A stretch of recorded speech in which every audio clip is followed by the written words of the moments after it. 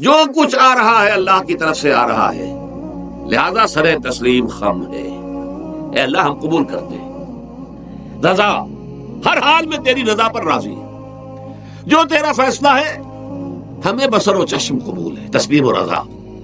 ہم بھی تسلیم کی خو ڈالیں گے، بے نیازی تیری عادت ہی صحیح، اللہ تو بے نیاز ہے، لیکن اے اللہ تو ہمارے لیے جو بھی تکلیف کا تو نے فیصلہ کیا، ہم تسلیم کی خو ڈالیں گے، عادت پیدا کر لیں گے اپنے اندر کہ ہر ساقی ماریخ عین الطاف است، کہ میرا ساقی میرے پیالے میں جو کچھ ڈال دے یہ اس کا لطف و کرم ہے۔ یہ مقام رضا ہے، یہ ایمان کا ایک ایسا تقاضا ہے کہ جس کو ہم کہیں گے ایمان کی حلاوت، ایمان کی مٹھاس۔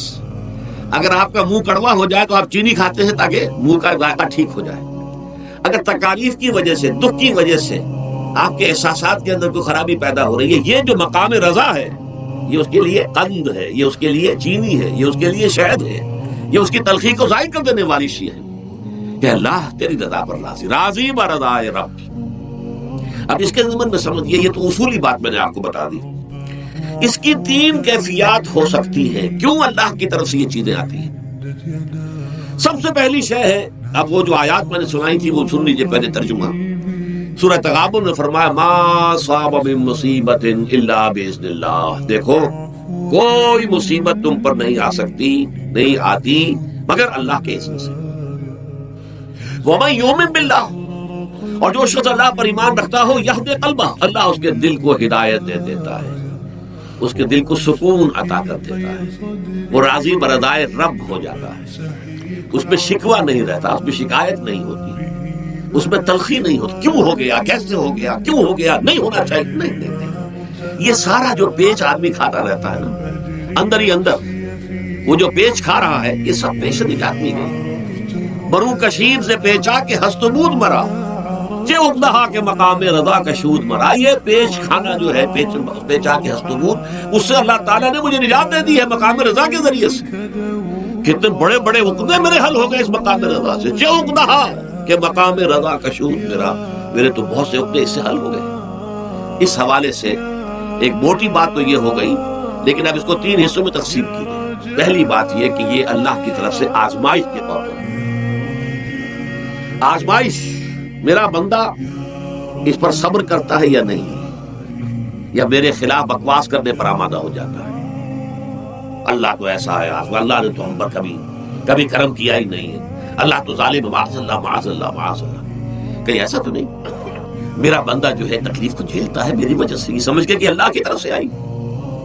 یہ سب جو ہے یہ بہت بڑی کامیابی ہے اگر انسان کو حاصل ہو جائے، اور اس صبر کے نتیجے میں دو اور باتیں پیدا ہوتی ہیں۔ یہ مضامین علیحدہ علیحدہ دروس کے اندر آتے رہے ہیں، لیکن آج ایک نئے عنوان کے تحت جمع ہو کر آ رہے ہیں۔ پہلی بات یہ ہوتی ہے کہ یہ امتحان کا نتیجہ کیا نکلتا ہے کہ آپ نے ایک امتحان پاس کیا تو آپ کے اگلے درجے میں ترقی ہو جاتی ہے۔ 5ویں کا امتحان پاس کر لیا نا تو 6ٹھی میں جائیں گے، اب 6ٹھی کا امتحان پاس کریں گے تو 7ویں میں جائیں گے، 7ویں کا پاس کریں گے تو 8ویں میں۔ درجہ بدرجہ انسان کی دینی، ایمانی اور روحانی ترقی کا ذریعہ یہ آزمائش ہے۔ جتنا اس میں صبر ہوگا، جتنا اس میں تسلیم و رضا جو ہے آپ حاصل کرتے جائیں گے تو آپ کے درجے بلند ہوتے چلے جائیں گے۔ آپ کا امتحان کڑے سے کڑا آئے گا، بڑے سے بڑا آئے گا، مشکل سے مشکل تر آئے گا۔ ایک وقت میں ایم اے کا امتحان بھی آپ کو دینا ہوگا، ایک وقت ہو سکتا ہے پی ایچ ڈی کے لیے تھیسس آپ لکھیں، پھر اس کے اوپر جو ہے ٹیم بیٹھی ہوئی اور آپ سے وہ بحث کرے، جرا کرے آپ سے، وہ بھی کرنا ہوگا۔ لیکن یہ کہ اگر پرائمری ہی میں فیل ہو گئے تو اس کا سوال ہی پیدا نہیں ہوتا کہ کبھی آپ ایم اے کا یا پی ایچ ڈی کا تھیسس بھی لکھیں۔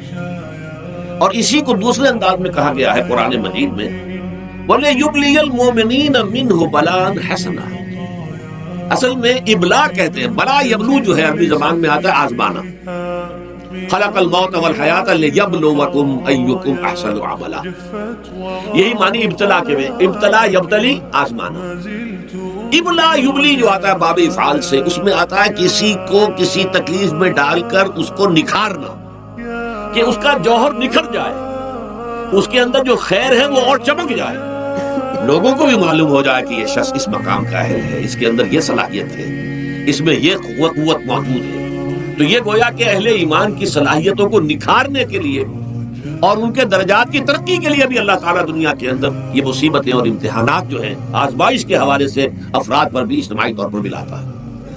اور ایک اس کا اور بھی ہے، اہل ایمان پر اس طرح کے ابتلاء و آزمائش کی ایک نوعیت اور بھی ہے، اور وہ یہ ہے کہ جو بھی آپ سے غیر ارادی طور پر، یا یہ کہ آپ نے کوئی گناہ ارادی طور پر بھی کر لیا، اللہ تعالیٰ اس کی سزا اسی دنیا میں دے کر آخرت کی سزا سے محفوظ کر دیتے۔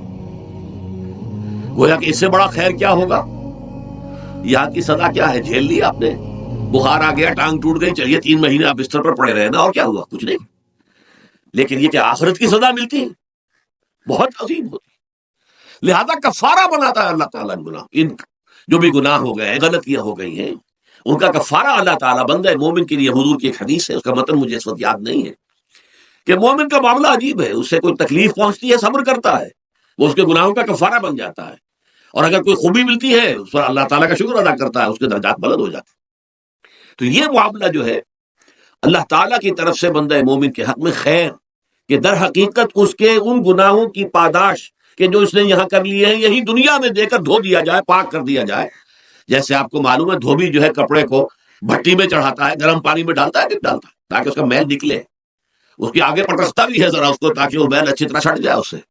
اسی طرح اگر دنیا میں ہمارے میل چھٹ جائیں، دنیا میں اگر ہمارے گناہ دھل جائیں، تو یہ بڑے نفع کا سودا ہے، بڑے نفع کا سودا ہے، بڑے نفع کا سودا ہے۔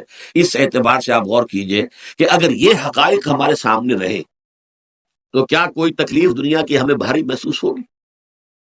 ہمیں تو بتایا یہ گیا ہے کہ عسیٰ ان تکرہوا شیئا وہو خیر لکم وعسیٰ ان تحبوا شیئا وہو شر لکم واللہ یعلم وانتم لا تعلمون۔